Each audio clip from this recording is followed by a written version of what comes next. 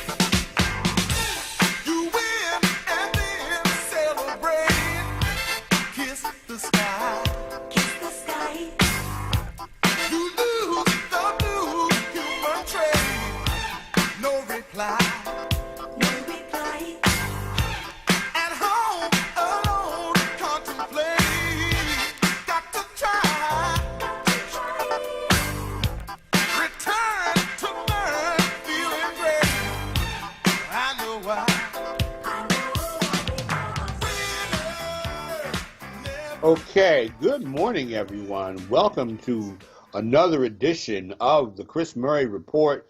Man, we got a lot to talk about today. Man, oh man. A lot of things are happening in the world of sports that are going on. Of course, you know, we're at Super Bowl Eve. Tomorrow is the Super Bowl at 6 o'clock. You're going to have the Tampa Bay Buccaneers, Tom Brady, versus the Kansas City Chiefs and Patrick Mahomes. In what should be described as old school versus new school, and you're going to get two teams that are going to really go at each other in tomorrow's game. And so, as far as I'm concerned, as I'm looking at this Super Bowl matchup, I like to think that I'm going to give the edge to Kansas City. But there's a lot of issues that came out of Super Bowl week. I sat in on a lot of virtual press conferences this week, and what I was really trying to, trying to look at for this week and for this situation was really about looking at the coaching situation in the National Football League. It seems to me that for some reason, the NFL always seems to never to be able to find qualified, quote unquote qualified. As you see me, if you're on Facebook, you see me doing the air quotes here, because part of the problem is they can never find qualified black assistant coaches. But excuse me, NFL owners and staffs and all that, GMs. If you look at the Super Bowl, there are three coordinators. There are three coordinators who are participating in this Super Bowl who happen to be African American. For the Tampa Bay Buccaneers, the offensive coordinator and the defensive coordinator are African Americans. Very few people. I think Todd Bowles, who's the defensive coordinator, did get a few offers and did get a few looks, but no one looked at Byron Leftwich. And from what I found from Bruce Arians and from Tom Brady himself, is that this guy is more than qualified to be a coach, more than qualified to be a head coach in the National Football League. It's all a matter of getting that opportunity. And it's the same old thing. I'm gonna read. I have an open letter from Tony Dungy. I have an open letter from Tony Dungy, and I'm going to deal with this today. One of my guests kind of called out at the last moment, and they had to deal with something, and that's fine. And so I was going to talk about this whole issue, but I have another guest who's going to be on here today, from Yahoo Shutdown Quarter, my friend Shalise Young, and so we're going to talk about that today when it comes down to looking at the whole black coaches situation, because I just think that at the end of the day, you can't tell me after this Super Bowl, that there aren't any qualified black coaches. You can't tell me that. You're not going to sit here and tell me that, okay? You can tell me a lot of things, but the last thing you're going to tell me is that, wow, there are not any qualified African American coaches. I mean, there's no way on God's green earth can you say that. There's no way at all. There's no way, no how that you're going to tell me that there aren't any qualified African American coaches. I think at the end of the day, that notion is just ridiculous, and it's just one of those things where you have to, where you can't. I mean, Eric Bieniemy has run the league's top offense. Okay, Todd Bowles ran a defense that got a team to the Super Bowl. Byron Leftwich, helped Tom Brady this year acclimate himself to that offense. Tom Brady is able to relate to him very well. Tom Brady referred to Byron Leftwich as a gym rat. And that's a compliment. Someone calls you a gym rat, then that means that you're pretty good, that you must be pretty good at what you do. You must be pretty good at being at something because you understand sports and you understand competition. He understands the quarterback position. Byron Leftwich is a natural leader. I don't know if you saw, I remember when he was at Marshall. This guy played with a broken leg in a game. And it was to the point where he had his offensive lineman carrying him downfield to help win the game. And so this is a guy who's qualified. But I'm going to be at various parts of the show. I want to read Tony Dungy wrote an open letter to the National Football League regarding head coaches, okay? Regarding why black coaches aren't being, hired. And the thing is that he cannot believe that you can't find. And like I say, it's on NBCSports.com. You can go get it, take a look at it, and tell me what you think. But the fact of the matter is that you cannot tell me. You can't tell me. And I put this on my Facebook page last week after the conference championship games. You cannot tell me that all the offensive coordinators, and while I respect Mr. Lurie, Jeffrey Lurie, who's the coach of who's the owner of the Eagles, not the coach, but the owner of the Eagles, I respect him. But on the one hand, you mean to tell me you all can't find qualified, good candidates out there? Okay, they're out there. And I know you interviewed people like Deuce Staley and all that. I know you talk to them. I get it. But at the end of the day, ladies and gentlemen, you can't tell me that these guys aren't qualified. It seems to me that they will find guys who are like the second and third tier on somebody's coaching staff. Heck, you don't even have to be a coordinator. You don't have to be a coordinator in this league. You don't have to be a coordinator. You can mean Andy Reid, all due respect to him. And Andy Reid has been a lot more progressive than most. But the thing is, you can't find any qualified quarterback. I find that hard to believe. I find it really hard to believe. And don't sit up there. I mean, somebody, basically wrote something about quotas and all this other stuff. There are guys qualified who can be, and because a lot of owners aren't necessarily comfortable with these guys as coaches because facing a franchise. I remember a guy I interviewed a long time, former NFL player, that I interviewed a long time ago, maybe about 15 years ago, told me that part of the problem is, especially with blacks at the quarterback position and African Americans at the quarterback position and at the head coaching position, is that maybe what it is is that some of these coaches, some of these owners aren't necessarily qualified, comfortable with African Americans. And there's still a mindset. Most of them are white and from maybe from the South, maybe from some other areas. But it's not even a regional thing. You know, if you're not comfortable for some reason with a black person being a franchise, which is the face of the franchise, which is why a lot of times black quarterbacks had issues back in the day.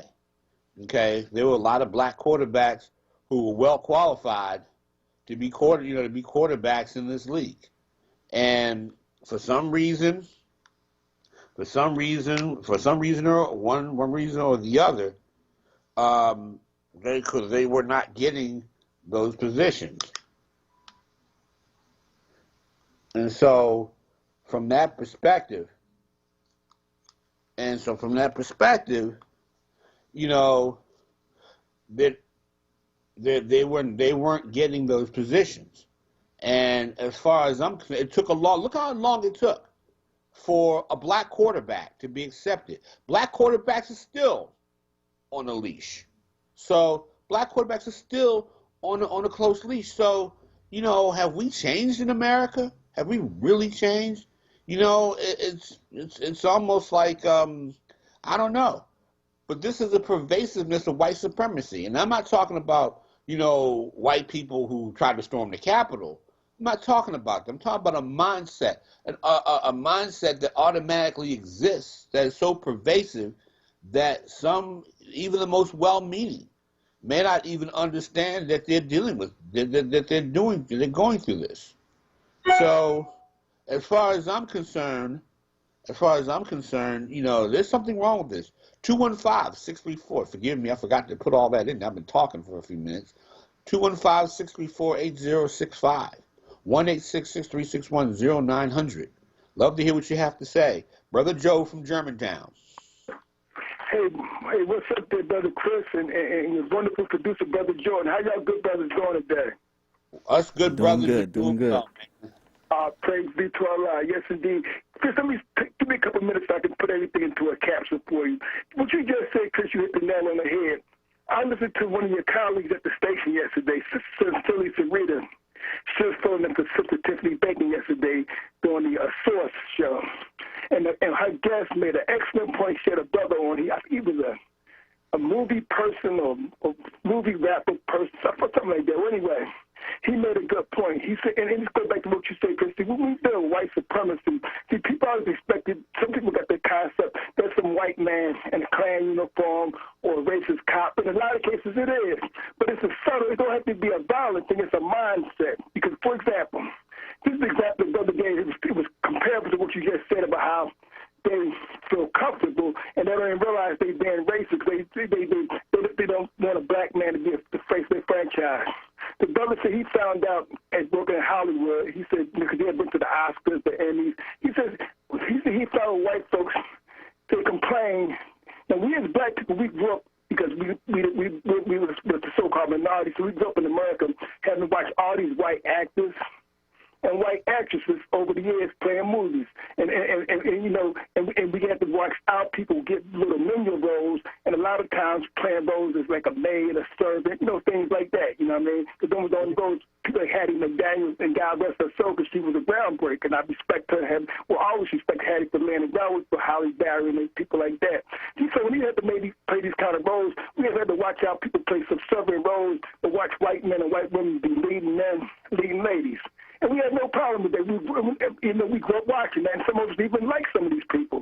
But yet, like the brother told Sister Sarita yesterday, he said, but when I found out with some of my white colleagues, he said, now we as black people have no problem watching these white folks play all these roles, but as soon as you put a sitcom on or whatever that's featuring pretty much all black, those white folks, they'll sit there and say, well, I have a problem watching all these blacks on TV.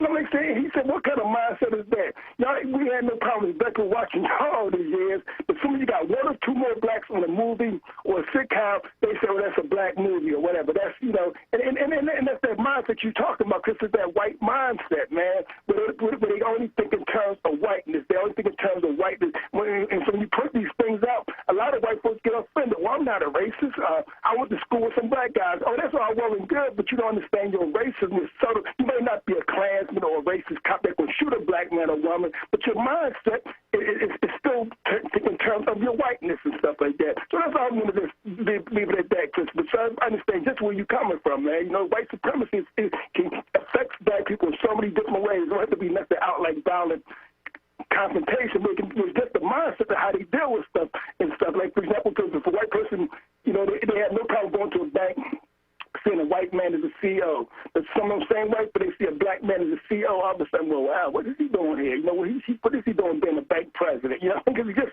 out of their norm to even think like that. But anyway, Chris, let me tie the Super Bowl stuff up and everything in the capsule. I'm glad you said Tom Brady prayed. And, yeah, as anybody knows, I'm not a Tom Brady fan. I don't particularly like the guy. I hope he get his butt kicked. But I'm man enough to give him credit. If he praised Brian Leftwich and said he's a gym rat and give him a praise, I give Tom credit for giving Brian Leftwich his just due. And I appreciate Brady for I still hope he get his butt kicked tomorrow. But that's here it is. But I give Brady credit for stepping up. And maybe Brady's words might help Brian get a head coaching job somewhere down the line. So I appreciate Brady for staying there. Secondly, Chris and Jordan, let me say this. Andy Reid, I'm sure y'all heard what happened with his son in the accident.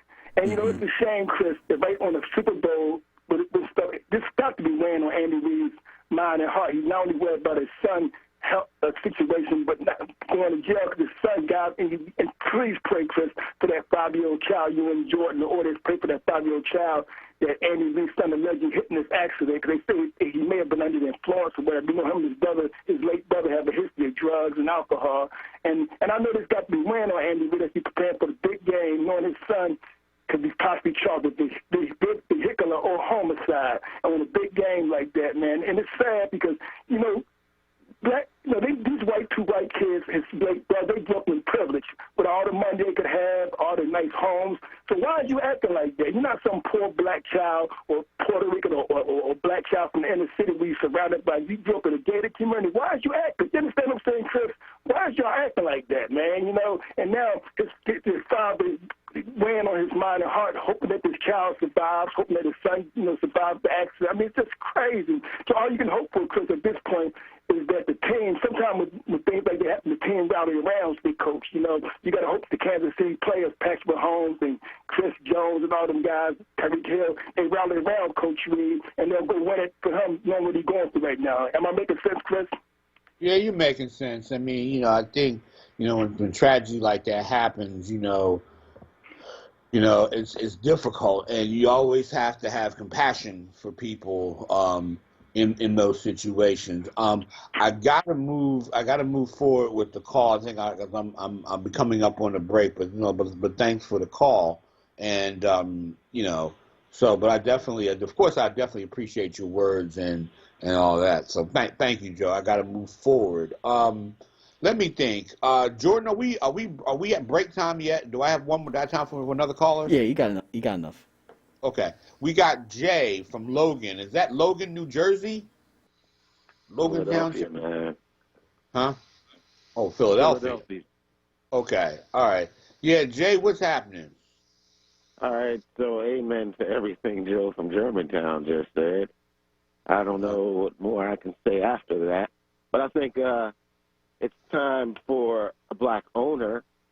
And I think in some of these majority black cities, Atlanta, Philadelphia, we could campaign for a black coach a black owner for our team. You know what I'm saying? There's been Marshott. She was moved out of St. Louis, and it's about, standing up, and black people stood up with that Marshott, and we can stand up here. And it's about getting together. Cincinnati Reds owner. Oh, my bad. It's a long time ago. Yeah, you're good. You're good. Yeah, but Yeah, but the thing is, you're right about that. I mean, you but get I black do think owners, there's you'll time for give black black. ownerships and black general managers. I mean, I still think it's time for that. I think that it's time. Yeah, and then you start giving. I mean, look at Jalen Hurts. What happened? This is still systemic racism. Jalen Hurts.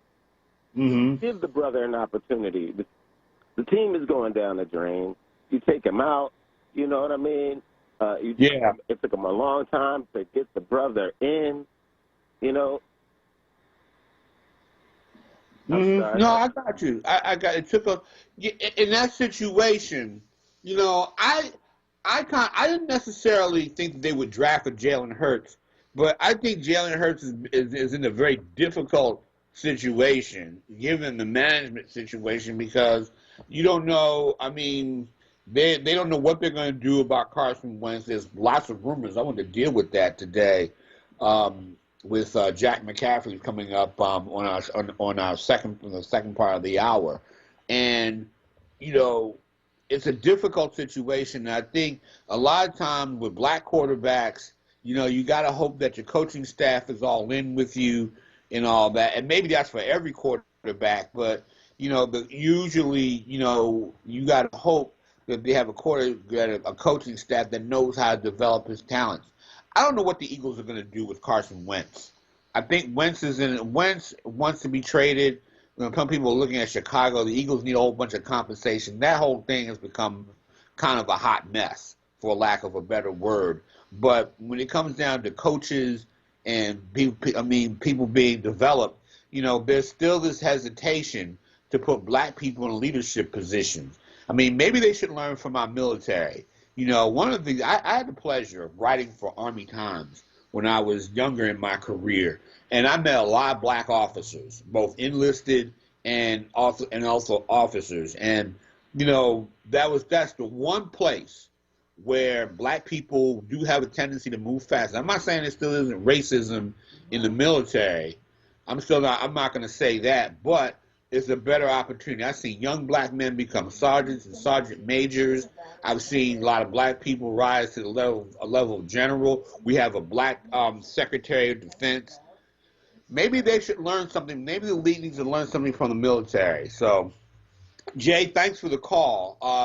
We got to go to break. You're listening to 96.1 FM, 900 AM, WURD. The Chris Murray Report will be right back. Your child deserves to be educated in a safe and supportive learning environment. Southwest Leadership Academy Charter School, a tuition-free public school, is accepting applications for the 2021-2022 school year. SLAC's 2 locations offer single-gender classrooms in a dual-gender environment. Kindergarten and first-grade classrooms have a 15-to-1 student-teacher ratio. Students learn music, art, and fitness. Southwest Leadership educates the whole child, preparing students to become leaders. slacks-phila.org, Instagram at Southwest Leadership Academy, or email info@slacks-phila.org. The Sports Segment. Tune in to Wake Up with Word, Mondays as Solomon Jones discusses all things sports with Shamar Woods, Director of Digital Sports for The Inquirer. Every Monday on Wake Up with Word, exclusively on WURD Radio, 96.1 FM and 900 AM WURD. Independent Black Media. You're listening to WURD Radio, 96.1 FM and 900 AM WURD. Independent Black Media. Okay, we're back. First of all, I got to read this before we go to our next segment, the next caller. WURD is committed to keeping Black history alive and ensuring that voices are heard. Each February, we honor Black history, and each day we are committed to making Black history. WURD is the only Black-owned and operated station in Pennsylvania. We serve our community by providing information to educate, uplift, and inspire our listeners. Make your mark in Black history now. Join or renew your forward membership today.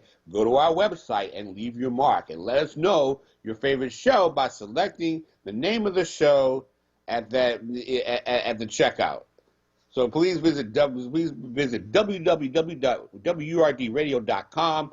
Join now for more information. And like I say, and tell us that the Chris Murray Report is your favorite show. All right, we are back, and we got Richard from North Philadelphia. How you doing, Chris? How you doing, Man, Chris?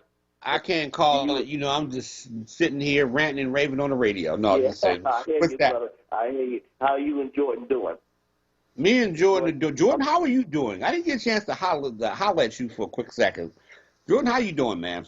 Tell everybody how you doing. Yeah, I'm doing pretty good. Yourself? Okay. Right. Thank you. All right. All right, Chris.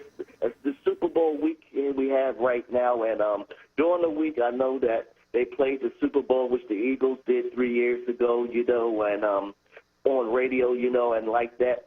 And I remember, of course, I was at a church fellowship on that Sunday when that Super Bowl was played in 2018. We had a good time seeing the Eagles beat up on New England, and like that. And the play with the Nick Foles play when he caught the touchdown pass, was good. But I think I played with Malcolm Jenkins, did a job on that wide receiver on New England. I forgot what his name was, a black guy. He never came back in the game again. Talking about Cooks. It was Brandon Cooks. Right. Brandon Cook, yeah. Yep, and a strip sack of Tom Brady, I think it was by Brandon Graham. When that happened, I knew the Eagles, had, because they almost blew that game too, man, too. If New England would have got the ball back, they could have probably had won that game, yeah. Well, I was going to say this. At that game, Tom Brady was unstoppable in that game. Yeah. It was nothing. If it wasn't for the greatest left hand thrown by a Philadelphia sports person since Joe Frazier, put Ali on the canvas at Madison Square Garden, that probably that we don't have that situation. But I just think that from that standpoint, the Eagles, bared down and made the play. Sometimes you create your own luck.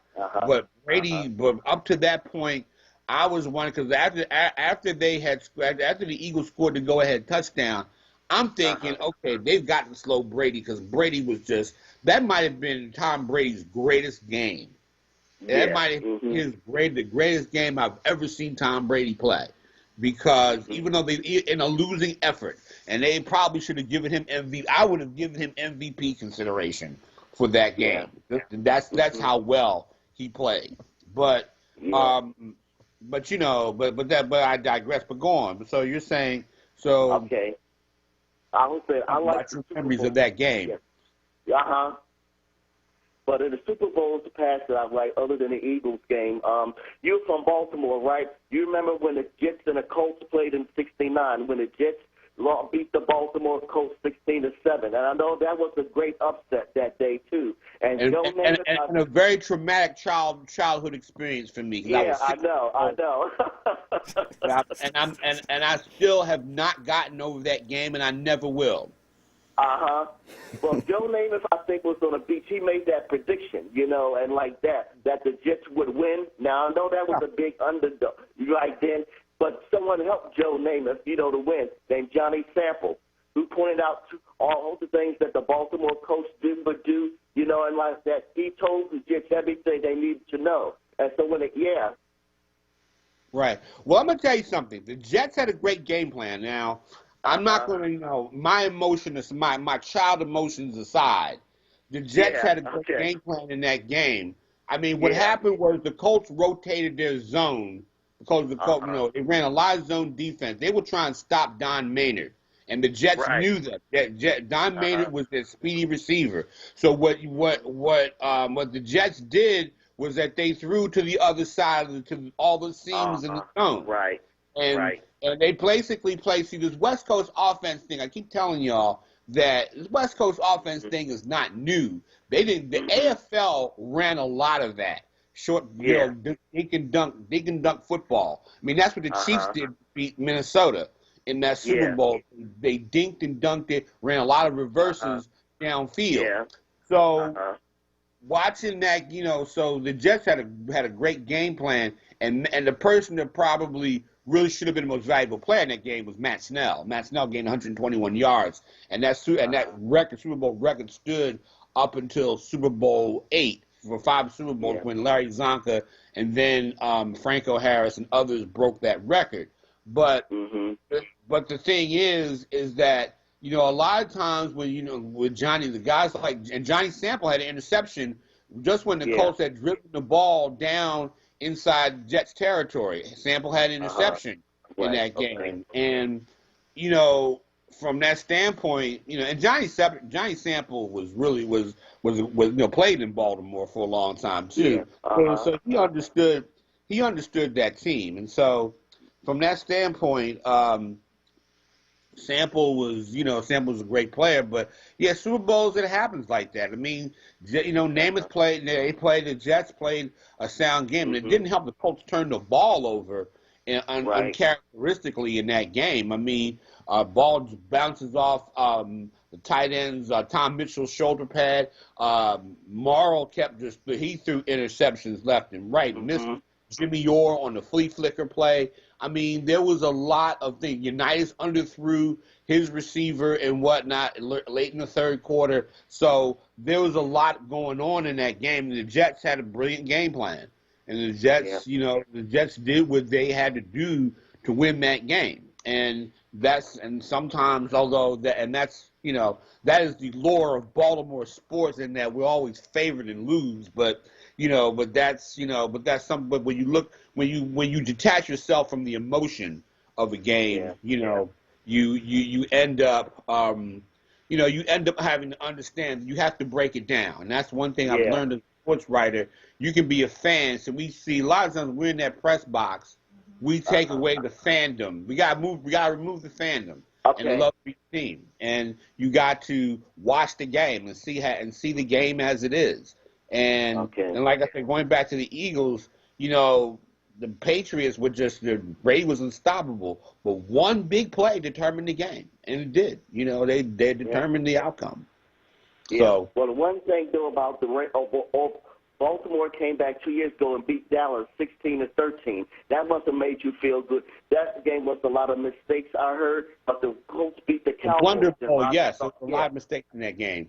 And, you know, that was one of those things where one of the offensive linemen, because the Colts had so many near misses in the late 60s, early 70s, that one of the guys said, hey, look, the fact that we got lucky and won one, hey, you know, that's fine, because the Colts had a lot of bad luck from 1964 to 1971.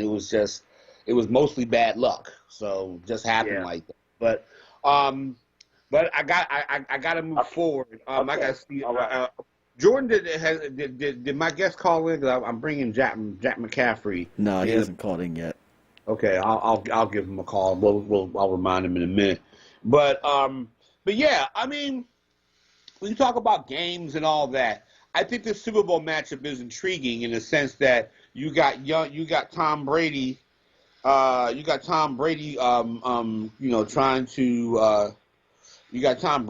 going up against the young Patrick Mahomes, and so it's going to be an interesting matchup. Let me see if we can get a couple of calls in before I check in with Jack. Let me see. Who do we have? We have who we have coming up next? Yeah, we got Joseph, Massachusetts, then Brother Mike from Ohio. Yeah, okay. Joseph from Massachusetts. What's happening? Joe from Massachusetts. Hello? Yes. Good morning. I'm doing okay. Before I can jump on black managers and coaches and quarterbacks, I like to say that the Patriots is in the Super Bowl again, Tom Brady and Gronkowski. So two former members of the Patriots. Yeah. Yeah. You know, I just moved to Houston. I was going to attend the University of Houston, and I was watching Ted Koppel Nightline with Al Campano. You remember that? Yep. Okay. In 1987. Yeah. Yes, I remember that. He said black has a necessity to be managers. Exactly. Go on. Exactly what. And Ted Koppel was like actually paraphrasing. Are you kidding me? You know, when you put the spotlight on it, then we get something done. You know, I was at Hurricane Katrina, cutting out, cleaning out, remodeling with this subcontractor. He played football for Southern University. Another one played for USC with Reggie Bush, Heisman Trophy. And we were talking about it. You know, before it was no black quarterback. Doug Williams came in, and then all of a sudden you had an Amaraj, a black quarterback coming out from college. You know, even though some of them didn't make it, some say because of stereotype physique. Like, you remember Charlie Ward? Heisman Trophy. Charlie Ward. I remember Charlie Ward, and man, Andrew Ray. Sorry for cutting you off. Yeah, I remember Charlie Ward. Charlie Ward, after a while, said, "The heck with it. I'll get paid in the NBA." I mean, they tried to say that. I mean, I remember this. Well, Charlie Ward is really 5'11" and 3/4 because, you know, they had this thing where you had to be 6 foot something to play quarterback. Well, geez, Fran Tarkenton wasn't that much taller and whatnot, and he was a very successful quarterback in the NFL. I mean, it's always moving. It's always the moving of the bar, and that's in every aspect of corporate America. It's the moving. We got to move the bar here, move the bar there. We got to, you know, you don't have enough this. You know, Eric Bieniemy doesn't call enough plays or something. Whereas I've seen linebacker coaches who don't call plays, they become head coaches. And so from that standpoint is always this game of always trying to change the bar and whatnot. We experience it in journalism. Those who and I can get my friends who are sports journalists come in and tell you it's like you have to fight to get into these positions. You know, I'm up there, you know, trying, you know, I'm a member of the Pro Football Writers, and I'm praying that at some point, if I keep covering the league and doing all this other stuff, you know, that maybe they'll put me on the Hall of Fame committee. Maybe, I don't know. Not a lot of us on there. There's a few of us, but not a lot of us on there. You're knowledgeable enough.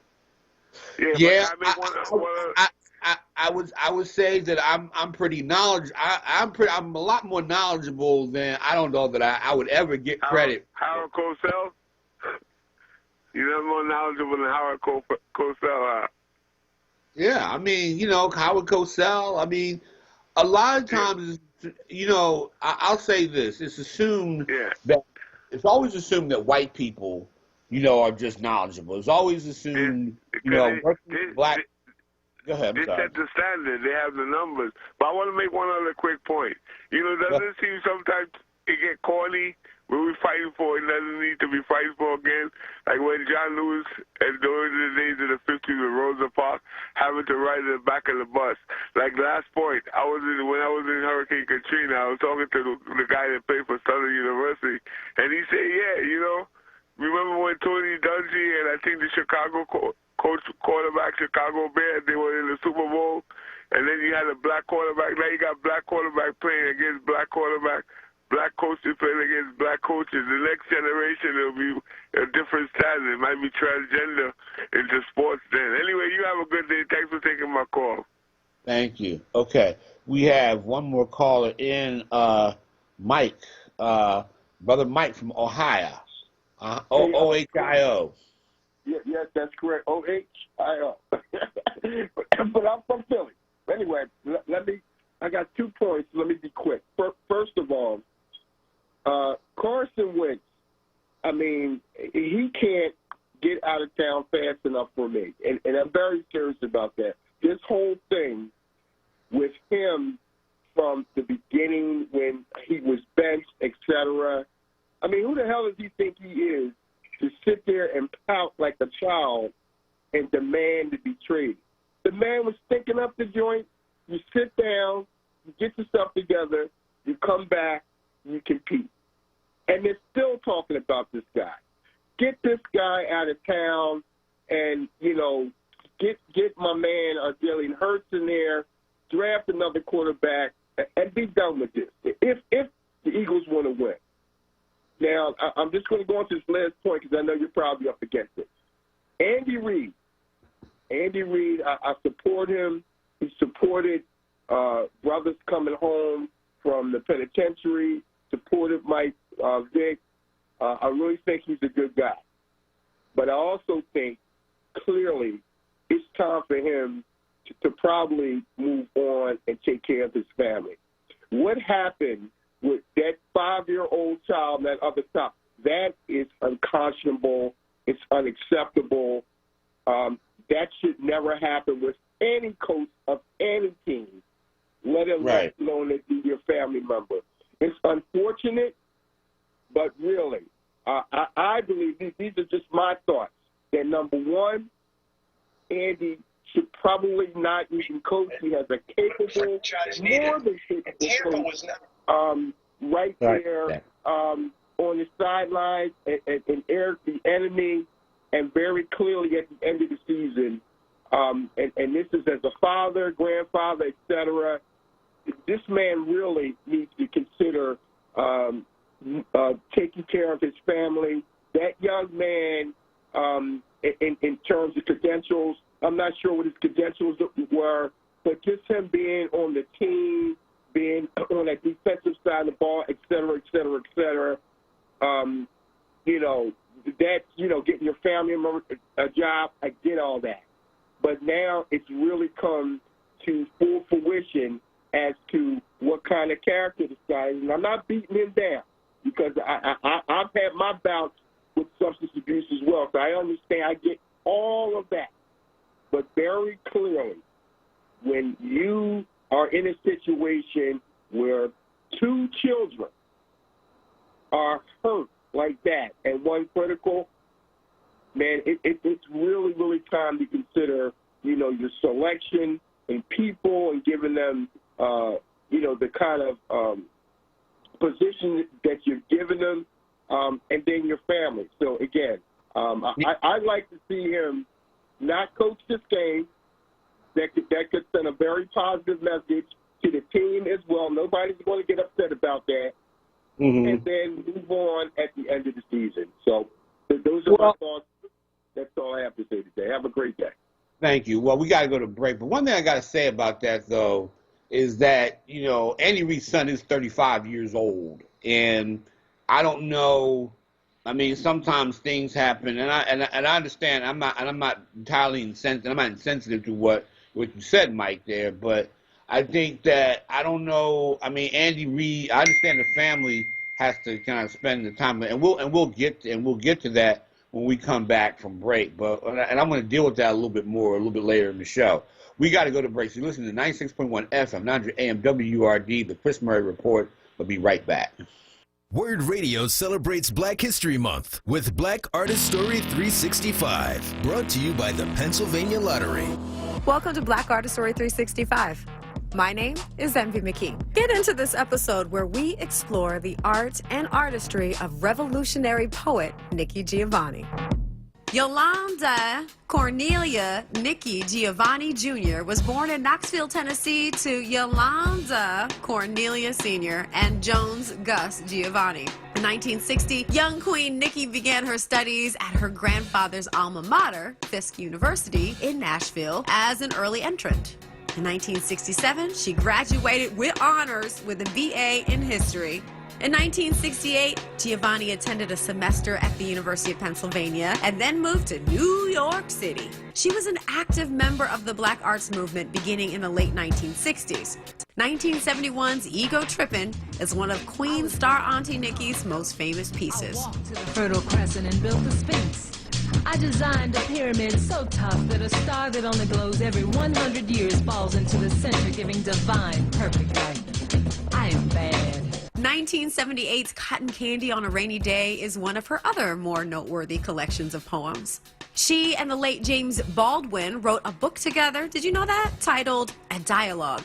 The two authors speak blatantly about the status of the black male in the household.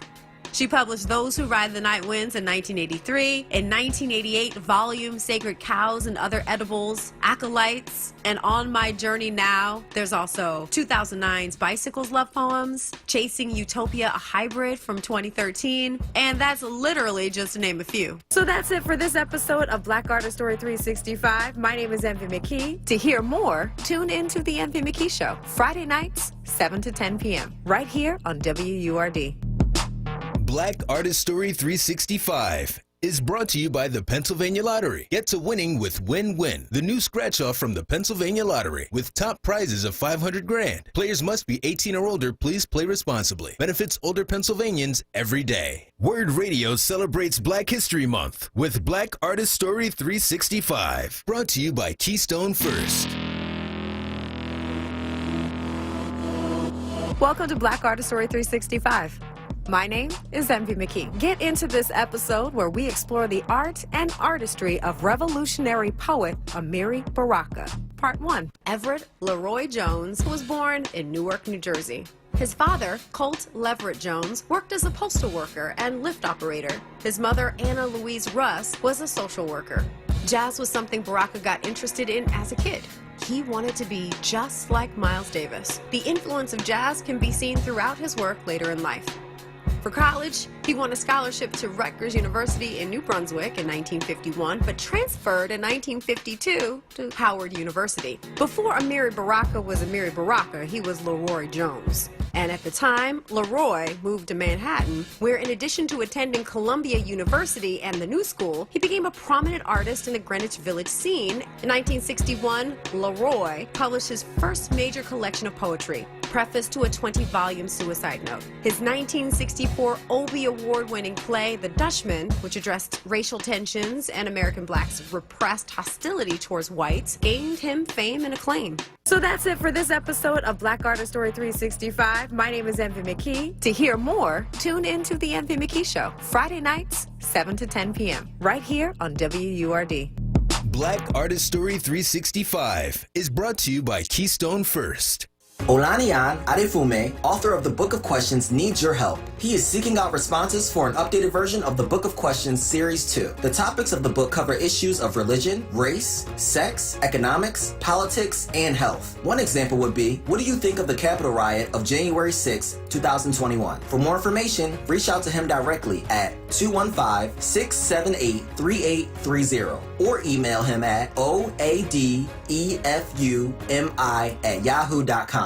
Hello, I'm Jose Hernandez, and I have been using a wheelchair since my accident in 1995. I guess if I had one message for the general public, it would be that I appreciate your help. But please, ask first. I know you mean well, but I've actually got everything under control. And if I don't, I'll ask for assistance. People with disabilities just want the same respect and consideration as everyone else. This is a message from United Spinal Association. Download our disability etiquette booklet at unitedspinal.org. You're listening to WURD Radio, 96.1 FM and 900 AM WURD, independent black media. Okay, we are back, and I just got finished reading about the unfortunate accident with Andy Reid's son. And it's just they said he won't be coaching. His son won't be coaching the Super Bowl. He's an assistant linebackers coach, and that's a really I don't know how Andy Reid's going to, I guess, get through this game on Sunday, but we'll see. Meanwhile, we have Jack McCaffrey from the Delaware County Daily Times, and we want to switch gears a little bit. Although we'll come back to we'll talk about the Eagles. I guess I'll start off talking about the Carson Wentz situation. Jack, has this Eagles front office situation with Carson, how dysfunctional has that become? It's going to be interesting when this happens, and it is going to happen. He's going to trade it. We'll just go back home over the clues, and you'll see. If you back everything back up into it, you'll see that this was being set up all along. This is why they drafted Hurts. This is why they benched Wentz. This is why Sirianni had such a difficult time with his press conference. Go ahead. Yep. It's all of the clues were leading to this point. Yeah, I mean, it's a difficult situation there, and it does go back to the whole coaching. The Eagles seem like the Eagles coaching staff. Now the Eagles coaching staff seemed to be more about not the coaching staff, but the ownership seemed more about placating Carson But here you had a quarterback that just wasn't listening to anybody. Okay. They might not have been placating Carson as much as you think they were. You and I have talked several times this year. I was one of the first to say this is headed towards Jalen Hurts being your quarterback. That was headed that way the day that they drafted Jalen Hurts in the second round. That's where that was going. When you look back, you say, "Oh, that's why they did." They were ready to move on from Wentz at that point, and and then they gave Wentz a chance, and geez, he was awful this year, just awful. And it was time to move on. Sirianni knows it. That's why he had such a horrible press conference. He didn't know what to say because he knows that Wentz is going to be gone. They brought in a quarterback coach that's kind of an uncle or something to Jalen Hurts, and that's the way that's going to go. And it's time for both sides to just go. It might, and if the Eagles are smart, they'll move to the AFC. That'll be the end of that. Don't worry about it for a while.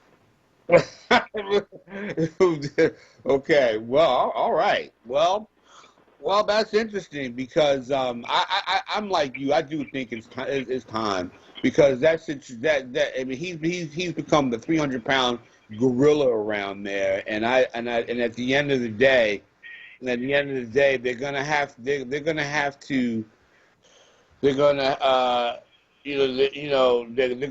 just move him, and they're gonna just have to move him and just let it go, let it be done, let it be done with. And I just think that at the end of the day, it's time. I mean, you got either you're gonna cut you're not gonna keep the guy around, and I don't know if you can repair. I don't know if Carson can be repaired here. That's my point of it. But I want to, But I want to move on. I want to move on and talk about the Sixers a little bit. You wrote a column this week saying that basically Doc Rivers has made all the right moves, and I'm going to agree with you because I'm looking at how Joel Embiid is playing. He seems to be locked in a way that I've never seen Joel Embiid locked in before. And now Ben Simmons is still, he had a calf injury the other night, but and Tobias Harris is playing at a higher level. So from your standpoint, what difference has Doc made in making this team grow up? Getting people in the right positions. The column was based off of Doc being named Eastern Conference Coach of the Month. So therefore, rationalizing and explaining why he was Coach of the Month. He's pushed every right button. He's got different players than they had last year, but he's using them on all the right spots. He's not forcing Ben Simmons to shoot or even demanding it. He's got him playing the 5 spot at certain times. So he's inside, inside, completing some shots inside. He went to the zone in that Indiana game, which was just tremendous. He's got Matisse Thybulle playing in a defensive stopper role. He is using Dwight Howard in exactly the way you have to use him, and that means not starting him even on the nights when Joel Embiid doesn't play. He brings him off the bench as a settling force and as an anchor sort of to the second unit. And he's gotten the most out of Dwight Howard. We're not in the locker room as much as we used to be. In fact, we're not in there at all. But when you hear what the players say, it's a consistent theme that he holds players accountable. We knew that. We knew that he wasn't going to tolerate failure. Brett Brown was a very, very, very bright basketball coach. He still has a great future in the game. But he was brought in here literally to tolerate failure. Like for 5 years, the idea is we're going to tolerate failure. So when it was time to stop tolerating failure in the last 2 years, the players didn't know how to turn that off.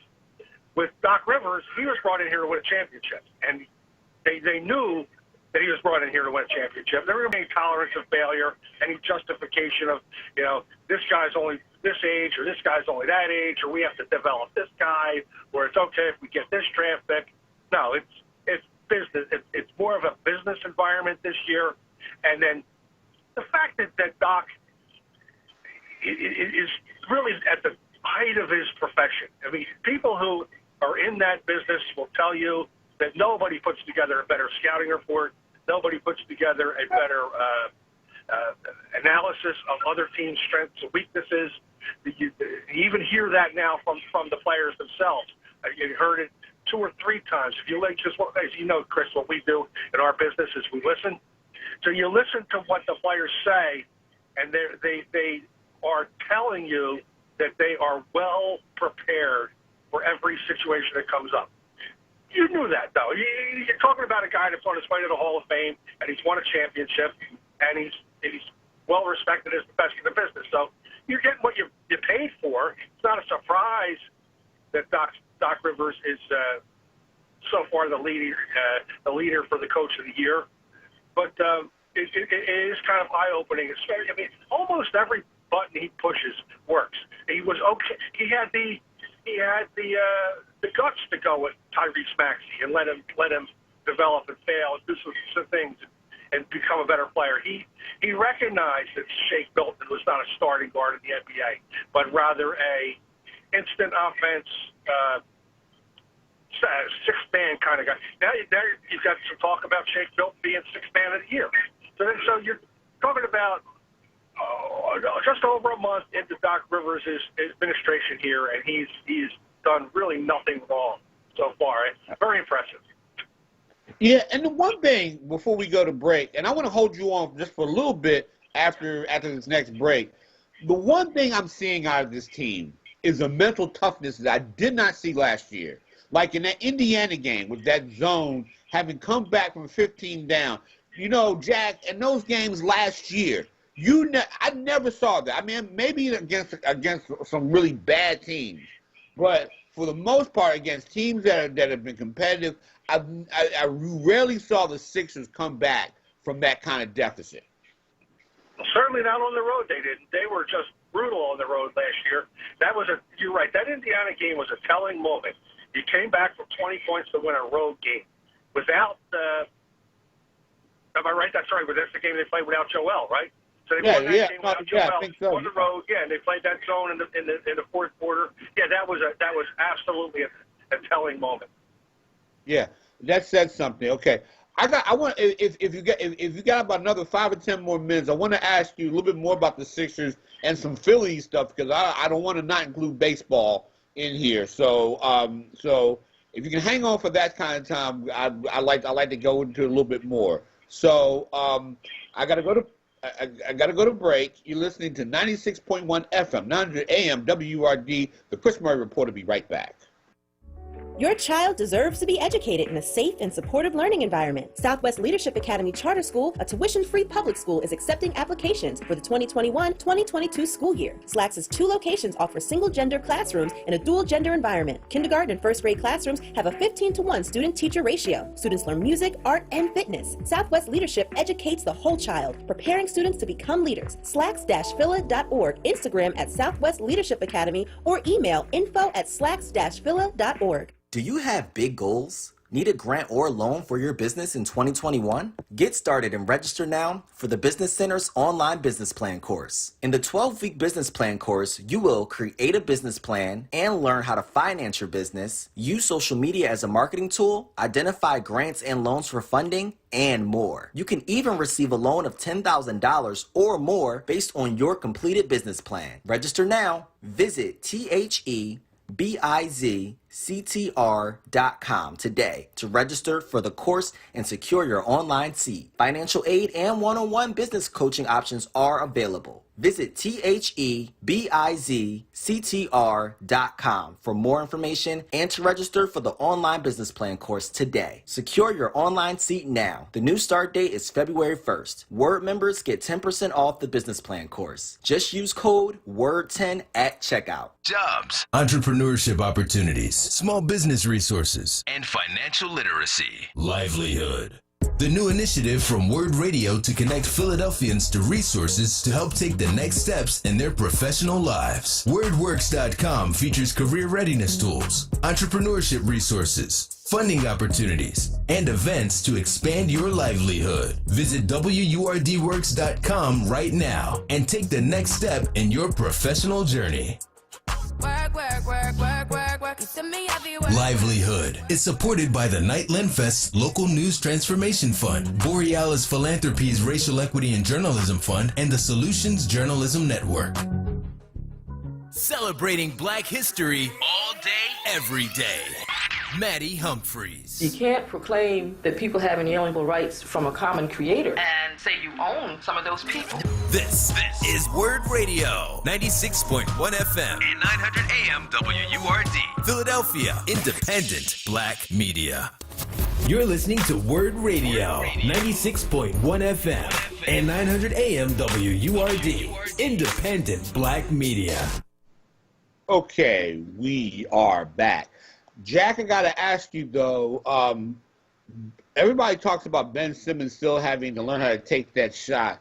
Can you talk about the approach that Doc Rivers is taking with Ben Simmons? And it seems to be working because you got a lot of good shooters around him, like Seth Curry, and we talked about Shake Milton and other guys, and Tobias Harris willing to take those shots. His approach is not unlike what everybody always agreed with. So work with me a minute here. What Doc will say on a nightly basis, once a day, he says this. He said, Ben Simmons helps us win games in so many ways other than shooting, that people don't see that, and I keep telling you people that. You're not listening to me. He helps you win games here and there. He rebounds and he can play his own, he deflects passes, and all these things. And nobody ever disputed that either. All anybody ever said was that in order to be the best player that you can be, take all of that and add a shot to it. Right. That apparently is not the way that Doc Rivers is going to handle this. Maybe it's an organizational decision. Maybe he's just smart enough to realize that Ben Simmons is just not going to do that, and therefore he has put a cap on discussion of whether or not Ben Simmons can shoot or not, which is fine, and it's going to be largely successful in the regular season. But I will tell you, and I'm not going to get off my position either, when you get into a 7-game playoff series against the cream of the NBA with the very top coaches game planning on the other side too, they're going to wall off Ben Simmons, make him kick the ball back out, foul him and put him to the line where he can't shoot it, and you're going to lose playoff games. So to answer your question, Doc has gotten the most out of Ben Simmons so far, and it's been impressive, especially the way he's definitely talking Simmons off the ledge of insisting that he's a point guard, because that was probably something that Simmons' camp thought was best for his image. But he plays everywhere on the court now. He plays some point, obviously, but he plays other places too. And again, that's a tribute to Doc. He's figured out a way to get the most out of Ben Simmons, or at least the most of what Ben Simmons can give him. He realizes that he's not going to get shooting from Ben Simmons, so he's not going to press that issue much further. Right. One final thing on the Sixers before I switch gears to the Phillies.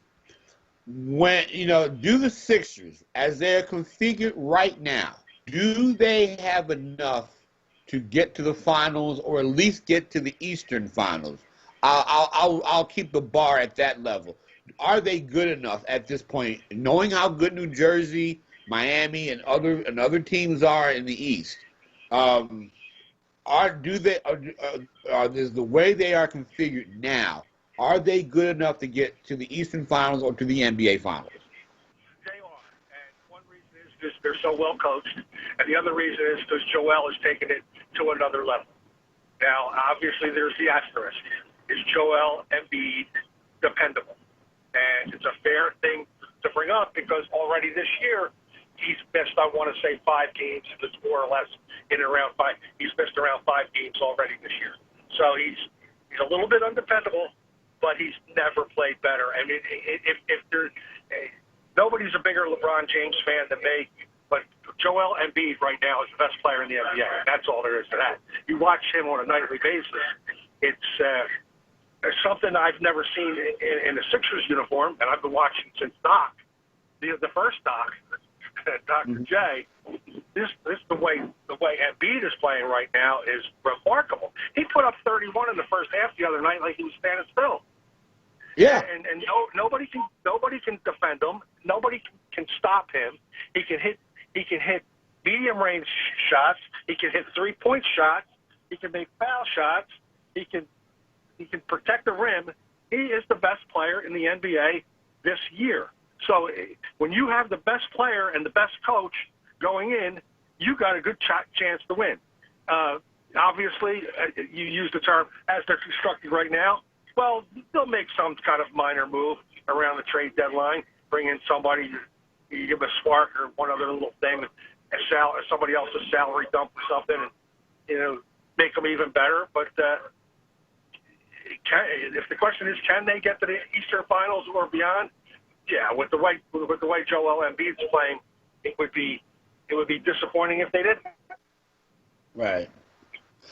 Wow. Okay. Well, I'll go with that, and I'm gonna go, and I'll agree. I'm gonna go with you on that. Now, the Phillies, they signed JT Realmuto, but I think that the most important signing, you can tell me whether I'm right or wrong, is getting Didi Gregorius for 2 more years. I think he was the guy that stabilized that infield. Had a good year last year. He's a good hitter even in that 60-game season. I think in the 162-game season, he might have given you 20, 25 home runs. What do you think of the Phillies front office moves right now? I mean, it seems like are they seen more positively now, I say, than what they were last year? The Phillies blew the most leads in baseball last year, and as I wrote in my column this week, there's only one way to do that. You have to have leads to begin with. So their offense is really good. And Didi Gregorius, as you pointed out, completes it nicely. They are, whether or not Baum has the same kind of year he had last year, that he could have a sophomore slump, you never know. But then again, Hoskins was coming on again. Anyway, their lineup is tremendous. I'll have some fun with you. When you said the most important signing that they made all year, to me, the most important signing they made all year was Dave Dombrowski. And I'll put it like this. That was a good team last year, but was handled by a general manager who had no idea what he was doing and a team president that didn't care to do the job in Klentak and McPhail. Now you've got Dombrowski, who's really on a Hall of Fame arc as an executive. And he identified right away, we have to change this bullpen. This bullpen cannot be handled the same way it was under Klentak. So he goes out and he gets Alvarado. Okay, he didn't have a great record in Tampa Bay, but he's got a live arm. He throws the ball hard. Then he goes out and spends $6 million for Archie Bradley. He's a good player. I mean, that's a responsible, major league, reliable relief pitcher. He goes out and gets Coonrod, and he can throw the ball hard. So now, and then he loads up with the starting rotation. With this week, he brought in Moore and Nova and Anderson. So now that allows him possibly to shove Velazquez to the bullpen. Now all of a sudden, you've got a better bullpen. You didn't go out and get Trevor Bauer. Obviously, you went out and got a guy, Matt Moore, who last year played in Japan. But you know what? That's all you need at the 4th or 5th starter. A guy that can come in and be a big league player. And I'll just go full circle with what I was saying. You trust Dombrowski based off his track record that he sees something in Matt Moore, that he sees something in Ivan Nova, that he sees something in Coonrod or Bradley or Anderson. And that's all you needed was somebody with a little bit of an eye for talent. It's not unlike when you go back to ancient history, when Lee Thomas came in and rebuilt the Phillies, or even more recently when Pat Gillett came in and did it. You have a guy in there that knows talent when he sees it. Matt Klentak, really, you've been in that press box right with Chris. Matt Klentak, he was throwing darts at a wall. So, he couldn't pick a pitcher out if he went to Bob Gibson's pro day.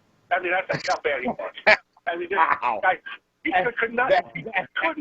That's hard, man. Yeah. That is hard. See, I mean, you're right about that because Pat Gillick did have that eye. I talked to Cito Gaston once, and he told me that a guy like Pat Gillick was just obsessed with finding those guys, and he did this all year round. And it seems like Dombrowski has figured that out. Well, does that as well because I think that Klentak. I mean, that whole team.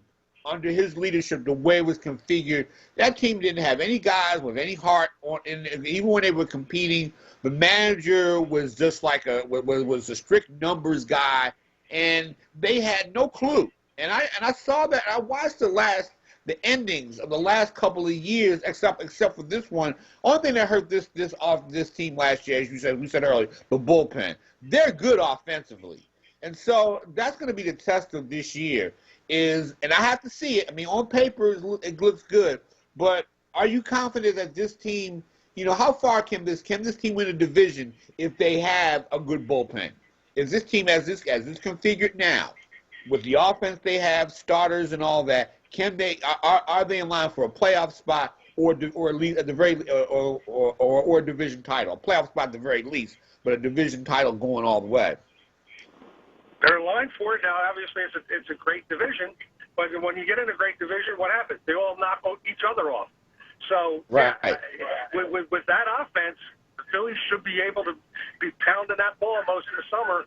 And if I trust Dombrowski to have an eye for talent and just puts together an average to good bullpen, I will go out on a limb just like I did I went out on a limb last year and said they were going to win the division. I was wrong. The bullpen was awful. It's a different bullpen this year. Give me JT Realmuto and Bryce Harper and Gregorius and Baum and Hoskins and McCutcheon and let's play. I'll take that lineup against your line. Whatever your line is, I got mine. Let's play. Now, no, I'm with you on that one. Okay. Yeah, it's a great offense. Wow. Well, like I say, Jack, thank you so much for being here. And thanks for indulging me a little bit further because I always like to talk. You always like to get your insight, man. You know your stuff out here. And but I will say this though, I do expect better things from the Phillies. The Eagles are going to probably suffer for the next few years. So I got to ask the question: Who do you think? One last question before you go. Who will win the city's next championship? Will it be the Sixers? Will it be the Phillies, the Flyers, or the Eagles? Who's going to win this? Who's the city's next? When's the next parade down Broad Street? I love that question. I'll go with the Sixers. They're really close. They're really close right now. Let's see what they do with the trade deadline. They can very well if they finish in first place, they'll have home court advantage into the finals, and you saw that they could beat the Lakers. So I'll go with the Sixers, and I'll go with it very soon. They have the right coach to pull that off. Okay. Well, I'm gonna tell you something. If they do, I'll get you a hoagie. I'll buy you a drink. It. All right. That's awesome. Okay. All right. Thanks for having me, Chris. No problem, man. It's good as always, and I'll get down to the Sixers at one point. I got to talk to them. But, yeah, I'll be down there soon. I'll be down there. See you soon. All right. Thanks. Thanks. Ladies and gentlemen, Jack McCaffrey from the Delaware County Daily Times. You got to read his column. The guy knows his stuff. And his brother, Fran McCaffrey, coaches the University of Iowa, and they're kicking butt in the Big Ten. You should check them out too. All right, I got some time for a little bit of calls before I go to the next break. I wanted to go back into I'm gonna bring in Shalice Young here on the show to talk. I originally wanted to bring her in to talk about Brady versus Patrick Mahomes, old guy, new guy kind of thing. But I wanted to continue our discussion of black coaches in the NFL. Like I said, you got 4 coordinators who are black in the league. And I'm not saying that, I believe at the end of the day, I do believe at the end of the day that you got to consider everybody. It is about diversity. It is about trying to find the best people you can find. And if they happen to be African Americans, sure, so be it. You have to do that. But those black coaches, I want to read a little bit of an excerpt because I like to read and maybe it's because I like to hear myself talk. I don't know. I'm just kidding, Jordan. But Jordan, I also got to get your thoughts on this too. I mean, I managed to get a question in to Bruce Arians, and Bruce Arians thinks highly of Byron Leftwich and was pretty pissed off that Leftwich did not get a call.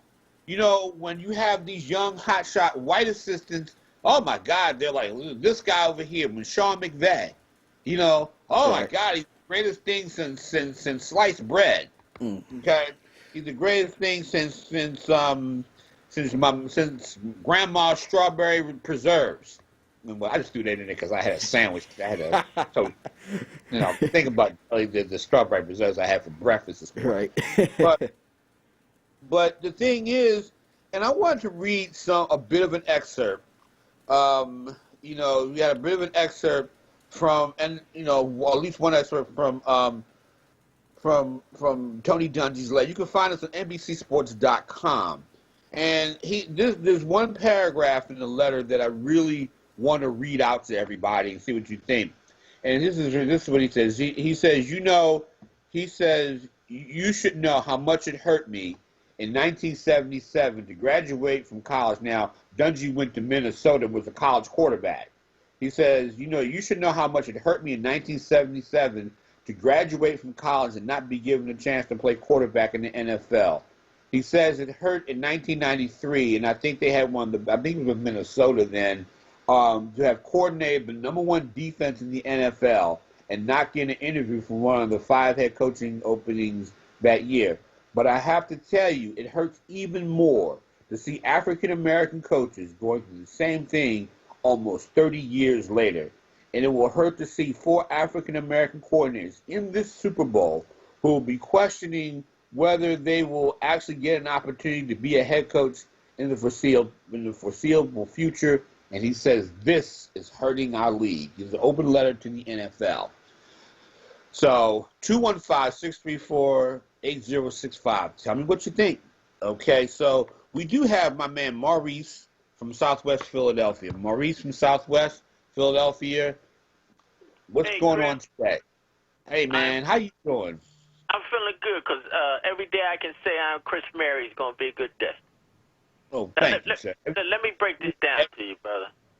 Go ahead. You didn't get deep enough when you was discussion of not picking a black quarterback. See, not only is the problem of getting picked, but once you're a black quarterback, will you get what you want to build a team? See, this is where people don't talk about, where they double think everything that you do because you black. I want this player, I want this player, I want to do this offense, I want to do this defense. You get a lot of resistance. You do. I mean, like I say, I agree with that. And the thing is, you're right. But then again, look at black we talk about black head coaches, but black quarterbacks rarely get everything that they want either. I mean, I look at Lamar Jackson, and in Baltimore probably has to work on his passing game, but he needs real receivers. And the same thing that McNabb went through here. And the same thing with coaches. Sometimes the coaches don't get everything that they want. But go on, sir. I'm going to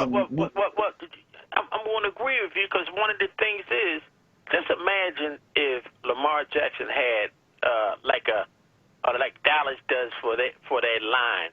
People, a lot of times black receivers don't get a strong line because they say, he can run out that situation, so we ain't got to get the best of the best.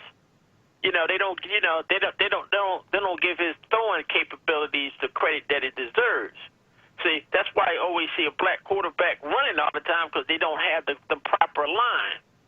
See, these are the things I've been noticing through the years. Now they get a white quarterback, automatically they go get the best of the best to be on that line. See, and these are the problems. Now, the only exception to the rule is the guy in Pittsburgh, because he actually knows what he's doing. The people there work with him. That's why he's been there so long, and he's also put two Super Bowls up for him. Right. He gets the credit, the coach. That's why he gets that credit. But any other coach comes in. Look at what's his name, Bowles down in Tampa. People keep forgetting he was a head coach. But when he was with the Jets, right? With the Jets. Yeah, when he was with the Jets, they didn't give him anything he needed to build that team. They said they did enough by giving him. He's a black coach, all right. Now make a miracle happen instead of giving him the same thing they would have gave him if he was a white coach. What he needed. You know what I'm saying? These are the problems I'm looking at through the league. Well, I'm gonna tell you, Maurice. It's interesting that you said that it has to be a miracle. So you have to be a miracle of some sort. Isn't it? It seems like it works the same way in corporate America. It's like, a black guy, and it's the same thing it once worked. Like they used to always say in baseball, for every guy, like one time the Mets had a guy named Al Weiss who was primarily a bench player and primarily a guy who was just on the bench and like a utility player. You rarely saw that with black players coming up. It's like you either have to be the best of the best and try to work miracles. And somehow, in the same thing, I look at Lamar Jackson. He's expected to just work miracles. And it is to a point where sometimes he's internalized that situation himself and tries to do too much. But I think that black. How about this? Just think what would have happened if Barry Sanders actually had a real line. Oh my God! If Barry Sanders had a real line and a real team and a real quarterback, because he always had a horrible quarterback situation between Robinson, Rodney Peete. I'm sorry, Holly Robinson. Between Rodney Peete, Eric Kramer, and Andre Ware, he didn't necessarily have the best quarterback situation, and I would beg to differ. Because I talked to Michael Irvin at a Super Bowl a few years ago, and he was saying, well, if Barry Sanders had done more theatrics or whatever, spiked the ball, and I was like, well, geez, Mike, if Barry Sanders had a quarterback, a team, a real team around him, I think he would have won. He would have gotten to a Super Bowl, but that's the thing. Barry Sanders, I think, quit and retired prematurely in frustration. He did. Only that, but he was tired of being abused by them. They were playing with his health by not giving the line. But I want to close with this, Chris. I want to throw this to present day, how this all connect, okay? We have a black female commissioner here. Just imagine if she actually got the support she deserved. I think she could have did a better job. How about that one? Well, the thing is, Joe Namath once said that life is a team game, and this country hasn't definitely realized that. As you know, we look at the political makeup in this country, because there's a situation where some people think they're better than others. But you're right about that. Everybody needs the support. It's a team situation. Nobody does this thing alone. I was in the 6th grade. I learned a song called "No Man is the Island, No Man Stands Alone." And I can give you all the words, but I would sing them, but I can't sing. But the thing is that we have not realized that beyond race and everything else, we all human beings are interdependent upon each other. I got to go to break. Thank you for the call, Maurice, as always. And we'll be right back. You listen to 96.1 FM, 900 AM, WURD, the Chris Murray Report. We'll be right back. Listen to Laborers Live. We created the weekend. We created the 40-hour work week. We just want enough to feed our family, be able to send our children to college, and let our next generation do better than we did. To people that might have forgot how important unionism is in a country like the United States. People now infringing on our 8-hour workday, trying to work people more than 8 hours without overtime, trying to work people without benefits. In the long run, everybody's getting a fat paycheck except the worker. So this is really a wake-up call for America. The struggle is continuous. Tune in to Laborers Live every Friday from 4 to 5 p.m. Sponsored by LESIT, the Laborers Employers Cooperation Education Trust of the Laborers District Council of Philadelphia and vicinity. Local 332, Sam Staten Jr. Business Manager. Local 57, Esteban Vera Business Manager. Local 135, Dan Woodall Jr. Business Manager. Local 413, James Harper Jr. Business Manager. The Laborers District Council, Ryan Boyer Business Manager, and Tony Staten, Executive Director of LESIT. Want the latest in Word swag? Check out the shop tab on WURDradio.com. Hoodies, tees, and more in a variety of colors. The shop tab on WURDradio.com. Show the world that you're all about black. Talk Media. This Word Wellness vignette is brought to you by Premium Nutrition Meals. Word Radio presents the following wellness tip to support our listeners with mindfulness and motivation as we continue to navigate the pandemic together. Hi, this is Helana, your resident health and wellness coach, with tips to help you stay well. Today we're going to talk about green living made easy. So what exactly is green living? It simply means we consider the environment in the way we use, reuse, and recycle every day. When we monitor the waste we create in our homes, we can have a positive impact on the environment, both locally and globally. Green living can look like this. Number 1. Wash and reuse your glass bottles and jars from the grocery store. Number 2. Recycle your paper products, boxes, and plastic. Number 3. Make your own cleaning products to reduce chemical pollution inside your home. Green living is something we can all do to support our overall health, personally and in our communities. Go ahead and try it today. Stay well with Word. Happy living. Stay well with Word. Connect with us at WURDradio.com. This Word Wellness vignette was brought to you by Premium Nutrition Meals. You're listening to Word Radio, 96.1 FM and 900 AM WURD, independent black media. Okay, we are back, and I understand we got some calls. Man, oh man, I'm trying to get to everybody today. We got another guest coming up. We have Rob from North Philadelphia. What's up, Rob? What's happening in North Philly these days? Everything is good, my brother. How are you?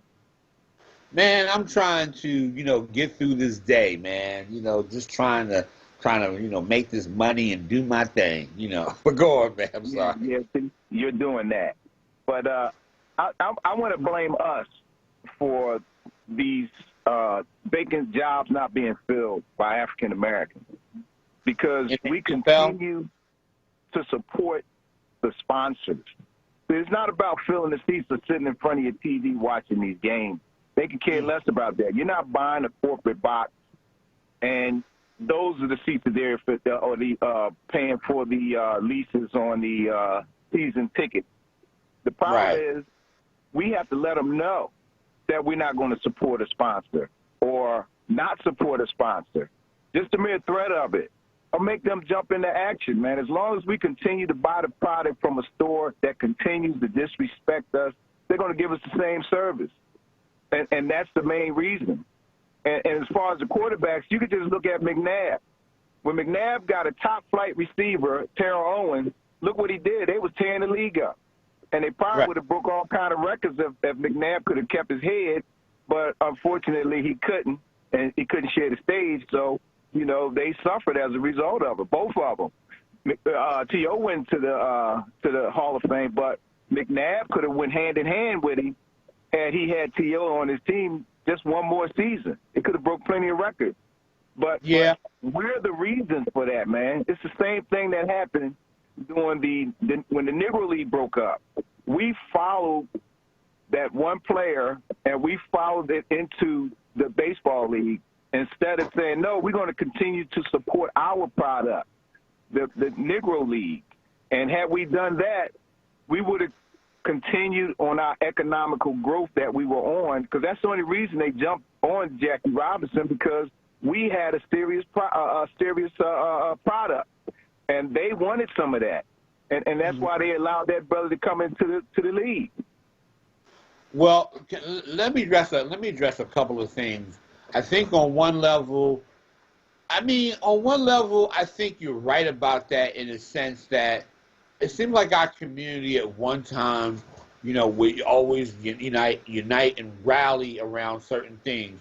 A lot of people back in the day used to get upset with Jesse Jackson because Jesse Jackson every now and then would take on these issues. I mean, some people accuse Jesse Jackson of grandstanding, or Al Sharpton of grandstanding and taking up these communities, and maybe you felt they were doing too much, but somebody from there, if people would call the NFL league offices, if they would let Roger Goodell know, if they were black fans would call up the ownership groups, send correspondence to the general managers and the owners, and not have a sense of, and basically let them know that, we support these teams too. During the Colin Kaepernick situation, I always said that, the NFL was so worried about its white fan base that they forgot about its black fan base. Black fans buy NFL licensed material and whatnot. I mean, I've bought jerseys over the years, NFL licensed caps and stuff like that. And, if you stop buying those things, and if it's a concerted effort, maybe the league sits down and listens. Let me tell you this from the point of view of being a black journalist. If it wasn't for the fact that, in the late 1960s, a lot of, the Kerner Commission report basically said the media did a poor job of covering black people. And a lot of black community leaders came out, and it resulted in a lot of black people, my father included, getting hired in that situation. So the community has always played a function in that role, but people have to know a sense of their power too, not just in sports, but in everything else. A lot of times the people in the community will complain about stuff, but they won't do the little less dramatic things like write letters, send correspondence, make calls, do those little things. People don't do that. Even in the NFL, if you don't like something, if you say that, hey, Kaepernick shouldn't be blackballed, I think fans en masse have let people know. Same thing with black coaches. We watch this game too, and we watch we watch all the games. Heck, some of the biggest consumers of pizza and beer and things of that nature are us. I know, like I say, Buffalo Wild Wings has a lot of my money from me and Denise going there to watch a game. Okay, so you're right about that. I do agree. I will disagree with you on the whole. I think McNabb's situation, T.O. had a lot to do with that as well. And I think that the coaching situation, I think McNabb is still a Hall of Fame quarterback, considering all the wins that he got, and even without T.O. And I think that he is still a great quarterback. I think he's much maligned here because, I don't know, for some people he wasn't black enough. Some people said he wasn't white enough or this enough, and that's how I feel about it. But I do, Rob, think that you're right about that on one level. That hey, folks need to, how can I put it? Folks need to, need to understand that they have a role. Let the NFL know. Let the NFL know at the Super Bowl. Let them, and you're right, go through their, their products. So, so from that standpoint, but thanks for the call, Mike. I definitely, Rob, thanks for the call. I appreciate it. Okay. All right. So we have Shalice Young of the Shutdown Corner, yahoo.com. Shalice, I was going to originally bring you on today to talk a little bit about Brady, and we still will. Brady versus Mahomes. How much does Brady have left versus the young gun in Mahomes? But you've been kind of covering the Super Bowl, at least virtually, and all that. What are your thoughts on the whole black coaches thing, where you have 4 African-American coordinators in this Super Bowl alone, and yet no one seems to think they're qualified to be head coaches? Yeah, I've actually written a lot about this lately, Chris. I was asked to be part of Arizona State's has something called the Global Sports Institute, and they come, every few months they do basically magazines, like online magazines centered on one issue. And I was asked to be part of their issue that just went live yesterday. Mm-hmm. And it was all focused basically on the Rooney Rule. Their researchers did a study and looked at all of the numbers on, black coaches since the Rooney Rule started, which was in 2003, and just laid out the data and how bad it is, particularly for coaches when you're considering offensive coaches. And the thing that I focused on for my particular part of it was Pep Hamilton, because what we've seen, especially over the last 5 or 7 years or so, as we have seen the NFL essentially change all of its rules to increase scoring as much as humanly possible. Quarterbacks are basically a protected class unless you're Cam Newton. But, we've seen head coach after head coach after head coach come from the offensive side of the ball. And since the Rooney Rule came into play in 2003, only 8% of all NFL offensive coordinators, and it's about 250 of them, have been black men.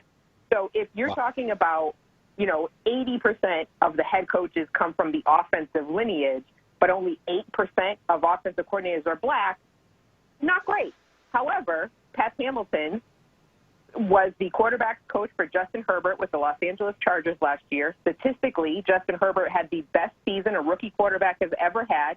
Pat Hamilton has experience with Andrew Luck. He was a play caller with the Indianapolis Colts 6 years ago, and he did not get a single phone call to be a head coach. And in fact, is going to be the quarterbacks coach in Houston and is not even going to be a coordinator for any team this year. So you talk about moving goalposts and what's the standard.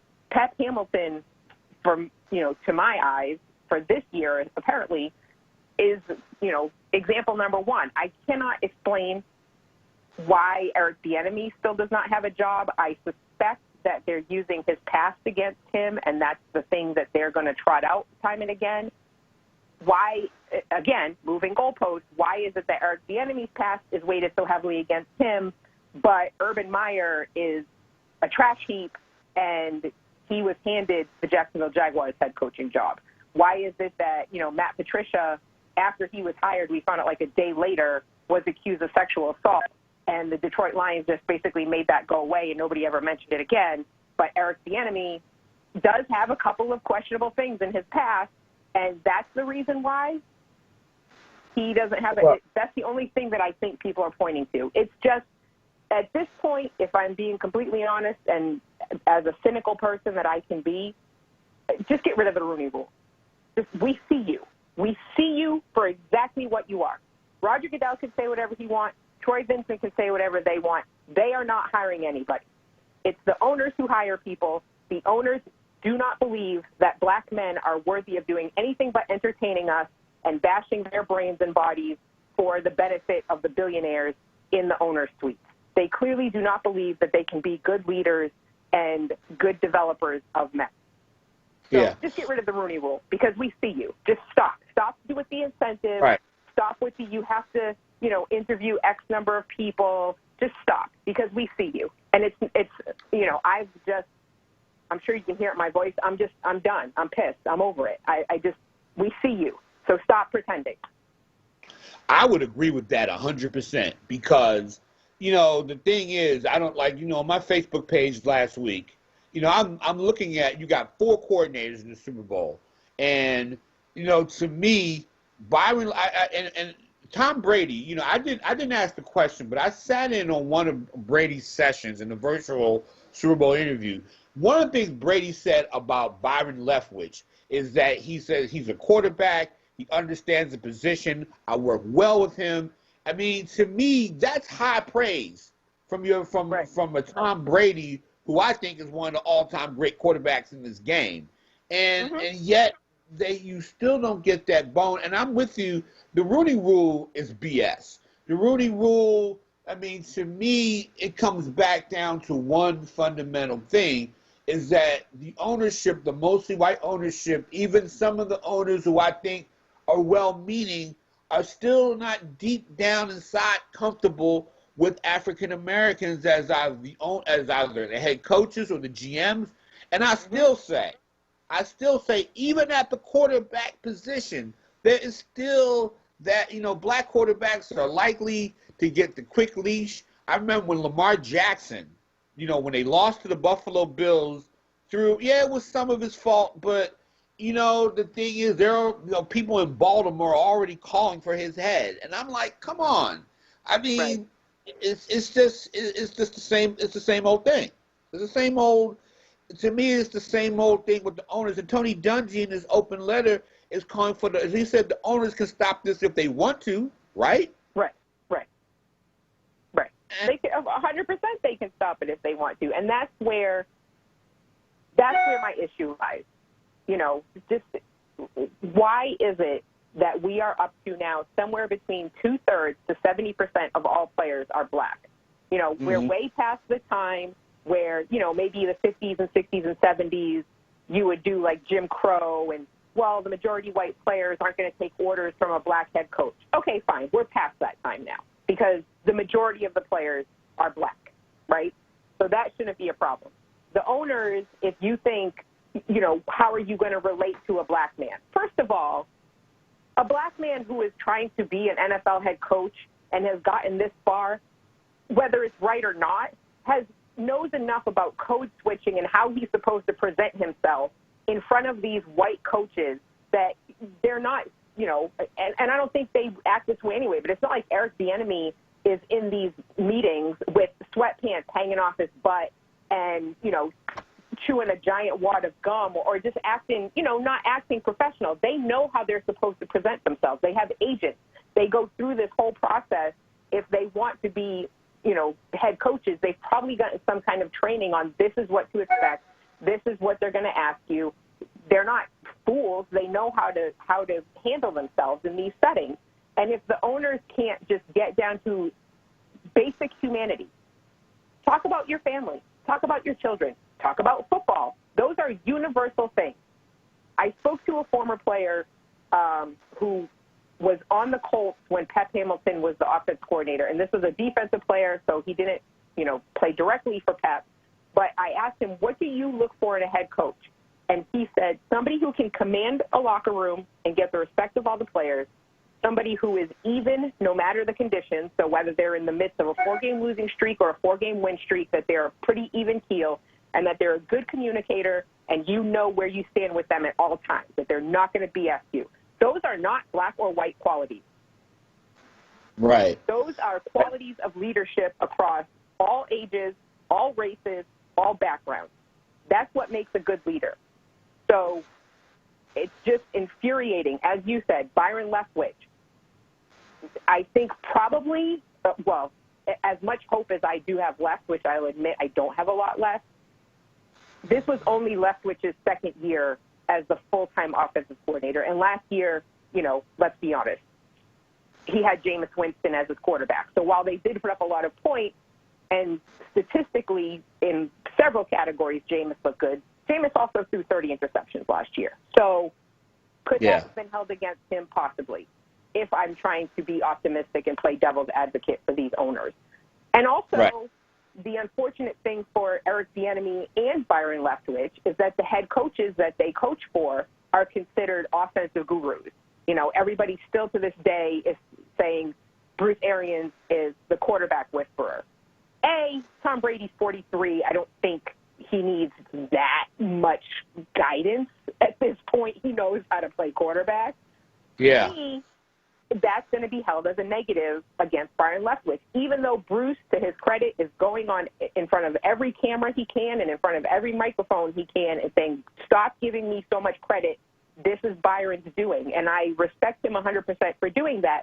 But you still see it with Eric Bieniemy, that it's held against him that he is not the primary play caller, even though the two men who immediately preceded him in this exact job, Matt Nagy and Doug Peterson, were not the primary play callers when they were the offensive coordinator of the Kansas City Chiefs, and they both got head coaching jobs.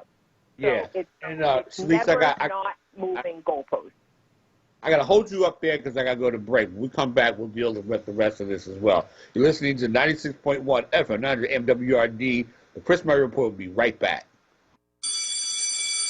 Happy New Year, Philly. It's Solomon Jones. The pandemic of 2020 blew the roof off of life as we know it and forced us to make radical decisions once thought impossible. Many parents and grandparents turned to the option of a public cyber education. In thousands of instances, they sought assistance from the one true pioneer and industry leader in public cyber education, Commonwealth Charter Academy. Visit ccaeducate.me and exercise your right to choose a safe, hassle-free, student-focused learning environment your kids deserve. CCA delivers elite online instruction streamed directly to the safety and comfort of your living room. They provide a laptop and headset along with internet connectivity that includes financial assistance, all at no cost to families. CCA has been the gold standard in school choice for nearly 20 years. Visit ccaeducate.me and ring in 2021 with a 5-star learning experience. Again, that's ccaeducate.me. Did you know you can catch the flu and COVID-19 at the same time or even back to back? Don't risk catching the flu during the COVID-19 pandemic. The flu shot is a safe and effective way of reducing your chances of catching the flu or spreading it to others. And the flu shot helps protect you and your community from the worst effects of the flu. Don't say, I should have got my flu shot. Call your doctor or visit your pharmacist and get your flu shot today.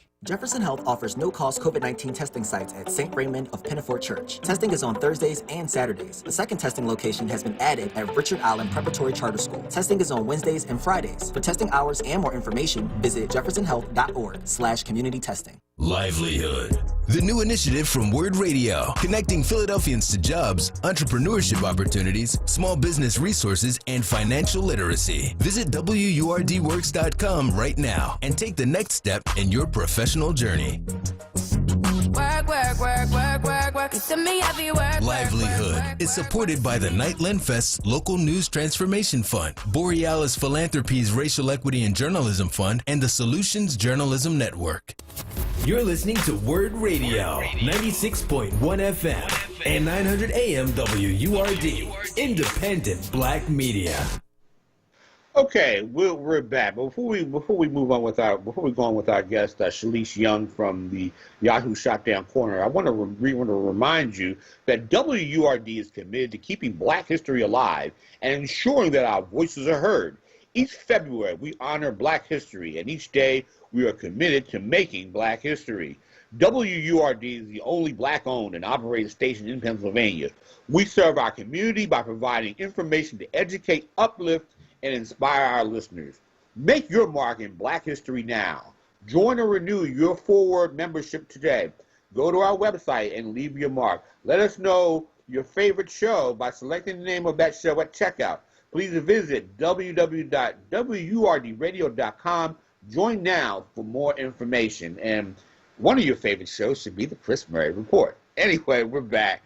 Shalice, what you just said over the break, and I hate the call. I want to let you go on forever with that, but what you said is very important because it's just that white coordinators are never held. It didn't matter. I mean, some teams have chosen the linebacker coach who never calls plays. Andy Reid, when he was the quarterback coach, I don't think he called any plays for Green Bay when he was working with Brett Favre. It seems like I say, it jumps all over the place. I mean, you have to be, if you're not calling plays, you got something from your past. It's like, to me, it's a never-ending game of, like bait and switch, so to speak. It's always, and I'm sure you've seen that, and also in on the sports desk as well. That's the biggest problem. It's, as I said, the constantly moving goalposts that I don't know that you can make necessarily like a standard or a checklist. But, to go back to, as you said, linebacker coach, or this year we saw the cycle, Dan Campbell was hired by the Detroit Lions.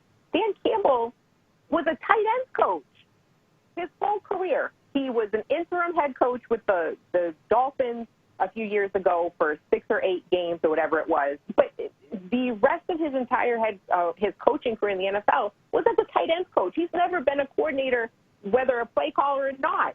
And he is the head coach of the Detroit Lions. And not just the head coach. He got a 6-year contract, which, in case people don't understand, while the players' contracts in the NFL are not guaranteed, head coaching contracts are 100% guaranteed. So even if this man signed on the low end, so let's say he got $6 million a year for 6 years, and he is terrible and is fired, 25 games in, so not even 2 full seasons, he gets the entirety of that $36 million, and the course of his family's life is changed forever, even though, looking at his resume, he had no business getting the opportunity when there are people like Eric Bieniemy, Byron Leftwich, Leslie Frazier, Pep Hamilton, even white coaches who have better resumes than Dan Campbell.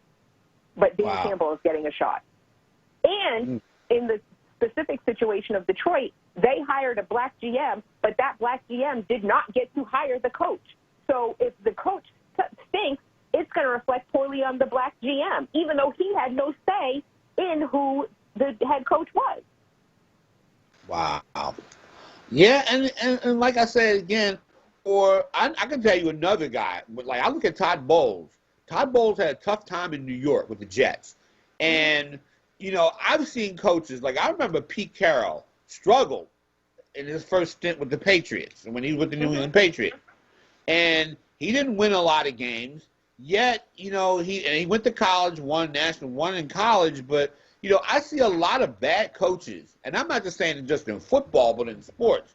I mean, like Joe Torre in baseball wasn't a winning manager, but yet he gets the job. I still say there's this, a player told me years ago that the ownership groups just aren't comfortable with black people. I mean, I look at somebody like Jerry Jones, and I look at all the people who own these teams. Would you say there's an overall lack of comfort with a lot of these black coaches, with black people in general? I know it's the same thing. Black quarterbacks get the hook in games and get the hook as starters a lot quicker. You can't have a bad coaching stint or a bad quarterback play as a black quarterback.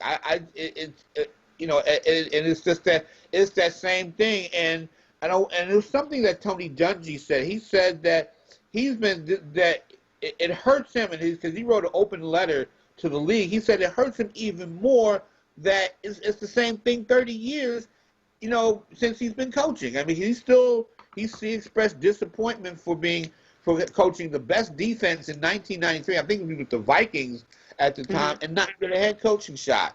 I mean, should the NFL just come out and say, just like with Kaepernick, look, that this is racism, and this is straight racism. The only thing that would ever force the needle, because the history of the Rooney Rule is because Johnny Cochran and Cyrus Murray, 2 civil rights attorneys, threatened to sue the NFL in the early 2000s, and that's why we have the Rooney Rule in the first place, is because there was a threat of litigation. So you either need players to stand up and say, fix it. And the thing where it gets sticky is I don't know what the right number is. Is it the high water mark we've seen several years ago was at one point there were 8 black head coaches in the NFL. Is 25% the low mark? I would say it should be, that at least 25% of the head coaches in this league and 25% of the GMs are black. But then you get massive resistance when you try to put numbers on it. And then you have, when people are hired, you get, well, this is just a quota hire because you have to reach a certain number. But I don't think it's not a false expectation to think that in this league or anywhere that that you don't have 25% of black men who are qualified to be head coaches or should get a chance to be head coaches. So it's all cyclical. So I think if the players stood up and said something, which I don't have a lot of optimism that they would, because let's be honest, they don't do enough to to get better for themselves in the collective bargaining agreement. I mean, they agreed to a new 10-year bargaining agreement before the one they signed in 2011 was even over. They've already signed a new collective bargaining agreement without having to threaten to strike, without being locked out, without anything like that. They just went to the bargaining table and were like, oh, okay, nothing's gone. Article 46, where Roger Goodell can just punish people whenever he wants for whatever they want and talk about rules that change all the time. You know, the franchise tag is still there. All of these things that are so onerous are still there, and they just agreed to a new CBA. So probably getting the players to do something on behalf of black coaches is not going to happen. But where we could see is, you know, all of these corporations who, you know, put up black boxes and, oh, Black Lives Matter after George Floyd was killed, well, a lot of them probably give the NFL tens of millions of dollars every year to be an official partner or sponsor of the NFL. If Black Lives Matter to you, threaten to pull your money.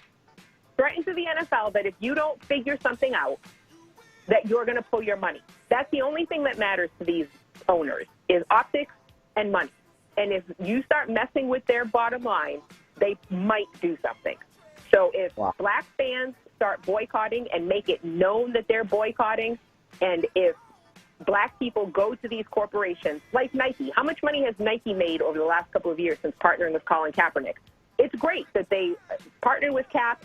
I love that they support Cap, but why is it just Cap? Why do you, as the official, you make all the uniforms and you supply a lot of the shoes to the players?